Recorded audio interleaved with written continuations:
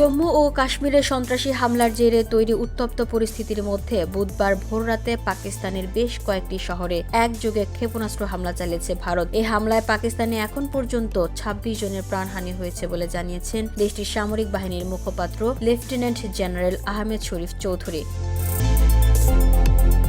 এ অবস্থায় বিপদ থেকে উদ্ধারে একটি দোয়া পড়ার পরামর্শ দিয়েছেন পাকিস্তানের জনপ্রিয় ইসলামী আলোচক ও আলেম মাওলানা তারিক জামিল। বুধবার তিনি তার ভেরিফাইড ফেসবুকে দেওয়া একটি পোস্টে লিখেছেন, এই সময়ে সকল পাকিস্তানিদের কাছে অনুরোধ করছি, আল্লাহর কাছে দেশের নিরাপত্তার জন্য দোয়া করবেন। বসুন্ধরা, উত্তরা, বনশ্রী, কুড়িল ও বাড্ডা সহ রাজধানীর বিভিন্ন স্থানে অভিজাত ও অত্যাধুনিক মানের ফ্ল্যাট কেনার এক নির্ভরযোগ্য প্রতিষ্ঠান প্লেজেন্ট প্রপার্টিজ লিমিটেড। তাই আপনার স্বপ্নের আবাসনের জন্য আজই যোগাযোগ করুন। Pleasant properties limited, where destiny matches eventually.